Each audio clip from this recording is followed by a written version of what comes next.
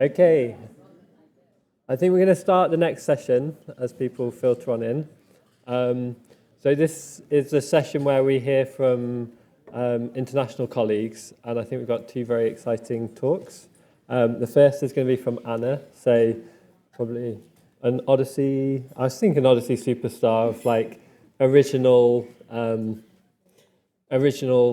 creator of the vocabularies, contributor.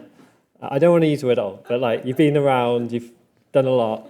And I think probably like many of us in the room are either mapping data or using data mapped to OMOP and take it as a given that this concept moves to this other one without maybe knowing some of the faces behind the scene. So this will be an opportunity to meet one of them. So Thank you here very you much. go. Thank you very much for the kind words. All right. Oh, I get applause. That's very nice. We had wonderful lunch, so I'm going to talk loudly to keep myself and you from falling asleep. My name's Anna.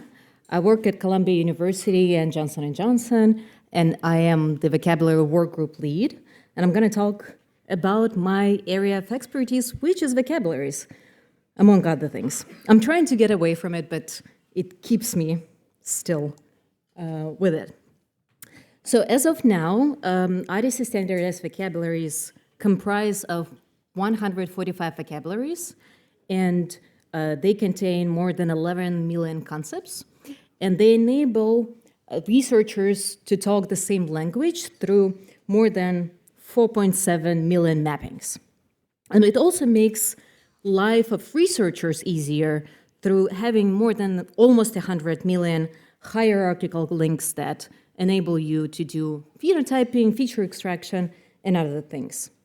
While most of this content is in English, we do support countries that speak other languages through more than 1.6 million synonyms in 13 different languages. And of course, that is all out there for you so that you can do standardized analytics, and more than 400 data sources across the world leverage vocabularies and use them in their research. Of course, this resource has to be maintained. So what we have is the release that happens every 6 months in February and in August. And we publish the roadmap so that you know exactly what you're dealing with and what you can expect in the next releases. Here you can see the QR code and also the link. We have all of the documentation in central place now on our GitHub wiki page of the GitHub, and you can find all of the relevant information and documentation out there. So we published the roadmap. We're going to publish the upcoming 2 release plans somewhere in October so that you know what will end up in the next 2 releases. We also publish upcoming changes so that you know what is the potential impact of this release on your data, on your research. And we also publish a detailed analysis of the release with all of the specifications on our GitHub. And we do deep dives on the community calls. For example, we did a deep dive into the August release on the community call that happened maybe a couple of weeks ago. And that is all recorded for you to also check it out. Of course, this cannot be done by a single person. So here on the screen, you can see some of the individuals that are in the vocabulary team that are responsible for the releases. They contribute different FTEs to this work and contribute different expertise. And for example, their work in this August release resulted in the number of vocabularies being refreshed, mappings being curated, and machinery improvements. Of course, this slide it's not meant to really convey all of the details of the release, but it conveys 2 things. First, that there are things happening in each release that may impact your research. Second implication is that, well, we said that there are 145 vocabularies. Are they all here? No, not really. We only see a couple of the vocabularies that were impacted. So there is much more beyond the roadmap, much more that happens in the vocabularies beyond the roadmap. And one of the examples that happened, and there is Irvin in the room, at least he's waving to me. You can see his face here in the slide, which is very nice. He came to us maybe a year ago or so, saying that, hey, we need this new vocabulary to support the research in Singapore. And that was a survey vocabulary that we worked together to harmonize to make sure that its content aligns with the vocabulary principles, but also is constructed in the way so that researchers can use this vocabulary effectively. And after the work together, this new vocabulary, a survey vocabulary, came into life in August 25 release. And it also prompted the conversations with the survey work group to figure out the ways on how to best represent survey data. And you can see the picture of the work group lead at the bottom of the screen. This work and this vocabulary was in the release because back in 2023, we established the pipeline for simple community contributions. Those simple contributions are adding non-standard vocabulary with mappings, adding concepts with mappings, changing concept attributes such as domains or classes. And the way it works is that you submit a GitHub issue, you fill the templates. We really try to make it easy so that it's just simple Excel templates with the content that you want to add or change, as well as some of the metadata talking about who you are, what you're submitting, and the checklist. And once that's done and you submit it, that goes straight into the next release. And over the last 5 releases, we kind of had a steady income of these simple contributions.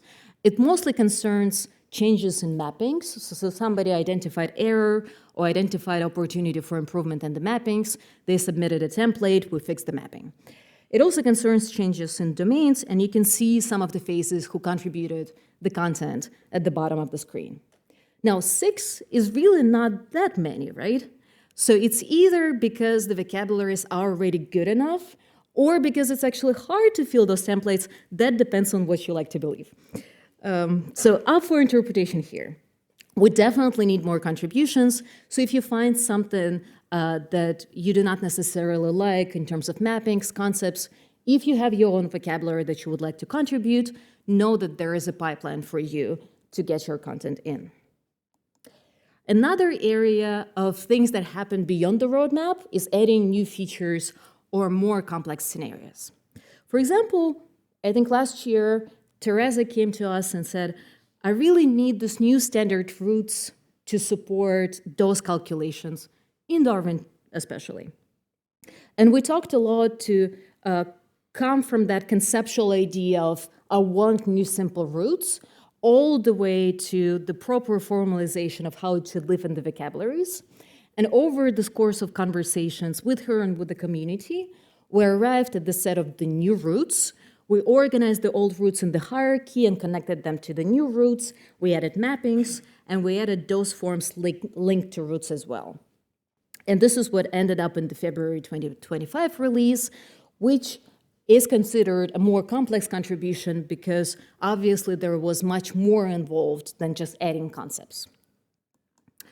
And the way complex contributions work is that we have wonderful people in the vocabulary committee that represent different perspectives, represent different regions. For example, you can see Peter here, who is a familiar face, hopefully to all of you. If not, he should be. And this committee meets on the regular basis. And one of the things they do, among other things, is they prioritize complex contributions based on their potential impact and how important it is for the vocabulary system and for the community. So here you can see the table that outlines some of the potential contributions that we have, that we know of. They are in the different stages of development, but this slide really illustrates that we keep this list open source so that you can check out what's there on the table, and you can reach out to us if you have complex scenarios that you would like to address so that we can add them to the list and prioritize them and hopefully help you to meet your needs. And at the bottom, you can see the complex contribution across the releases. One of them is DM+D, about which you will hear in a little bit, and Polina will talk about that. Something happens beyond the vocabulary committee. For example, back in the beginning of this year, we in the vocabulary work group, which is open to everybody, said that one of the things we want to do is to enable collaboration across the community, and what we will take on is collection of the new races and ethnicities. And as we started it, Melanie and Piper took the lead to collect information about the races and ethnicities used across the world, and we added them into the August release with the new races, new ethnicities, new synonyms, and made sure that the researchers who need more granular data on race and ethnicity beyond what we have right now can do their research.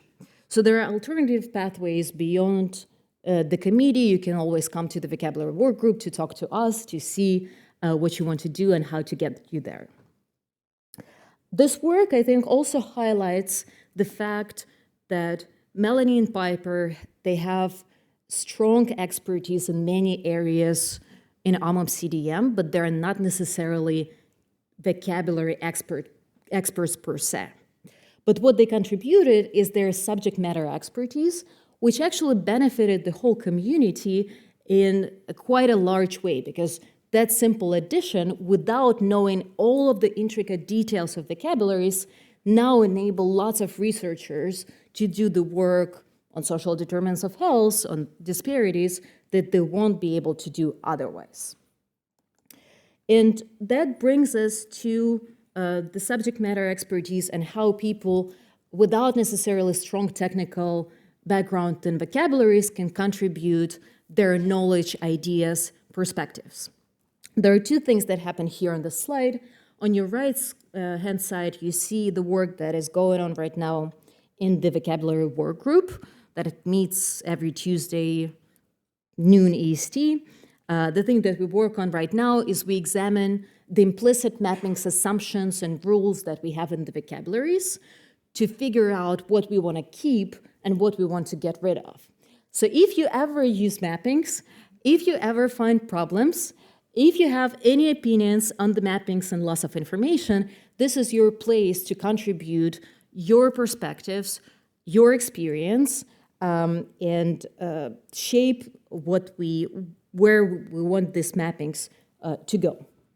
There is another thing that happens on the left-hand side, which is vocabulary-thon, that is going to happen at the Global Symposium, where we aim at the very same thing to collect people's perspectives, to brainstorm the solutions to some of the old problems that we experience in the vocabularies.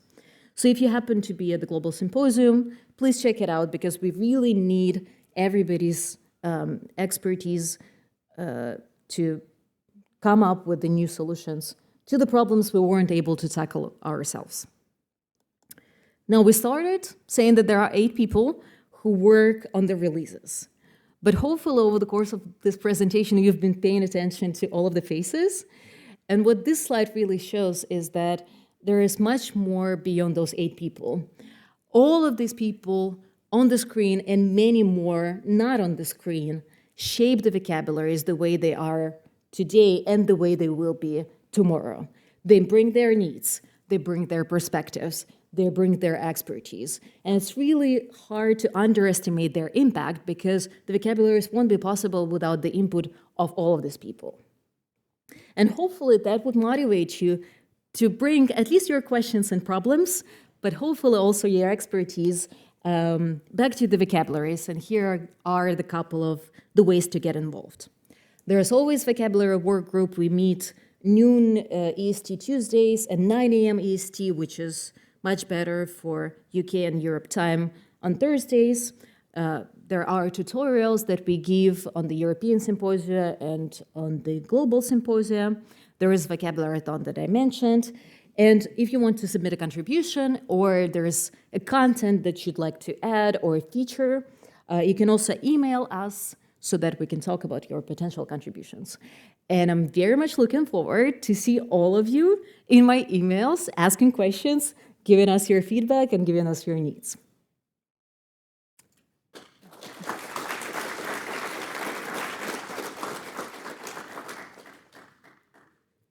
Fantastic.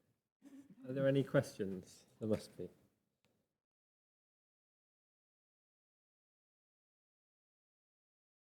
very good presentation, a bad presentation. Yes.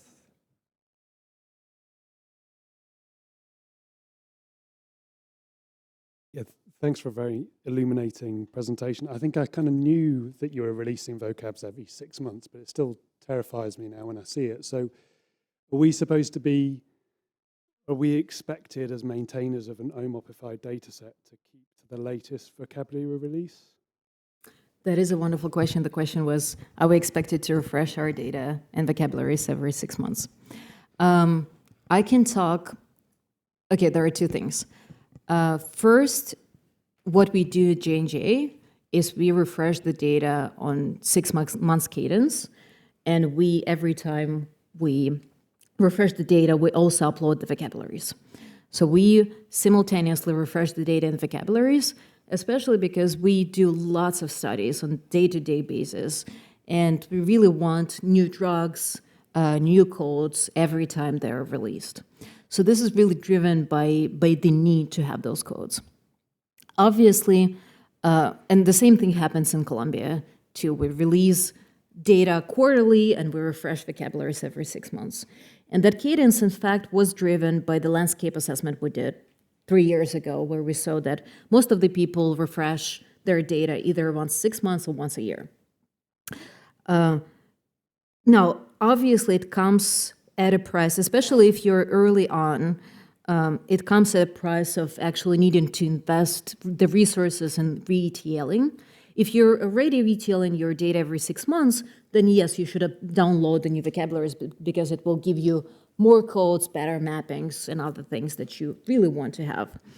If you're not refreshing your data every 6 months, then of course it comes at a price, and then it would be, I think, primarily, in real world, not in an ideal world, it will be primarily driven by your use cases.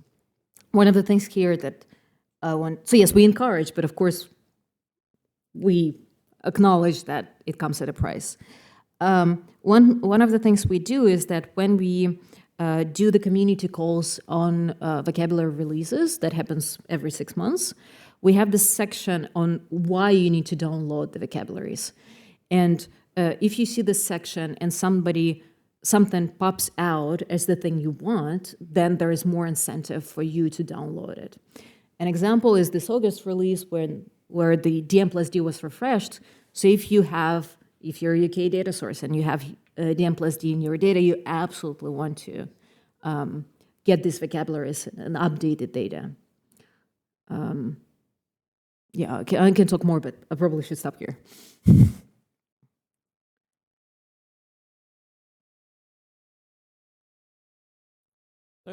Could you please walk me through just a little bit more on, for example, you decide that a mapping needs to be changed, or you need to have it deprecated. Is there a ready source to be able to see what discussions went on behind that to motivate that decision? Yeah, that's a wonderful question. So the mappings, when somebody says, we want to change mappings, what happens is that if they, of course, sometimes they can just say, I don't like it, and that's an issue. When they fill the contribution, they fill the template, and then there is a process, because it concerns the existing content that other people may use and may have other perspectives on. What we do is we bring it all together, and then there is a session in the vocabulary work group where we talk with the group to see if there are any concerns about changes in mappings. And I would say most of the times it's pretty obvious. I'll give you one of the examples. There was tumor of limb mapped to tumor of lip.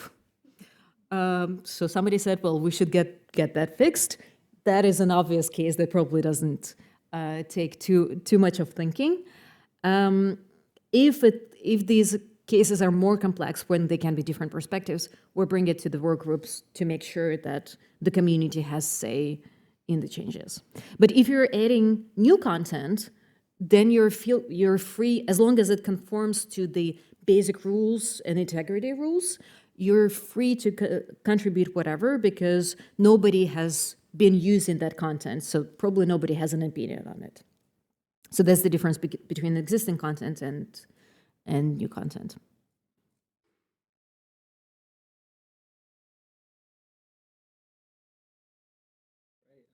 I think that's a good place to stop. I'm sure you can catch Anna in the coffee break after as well to quiz her more. Thanks, Anna.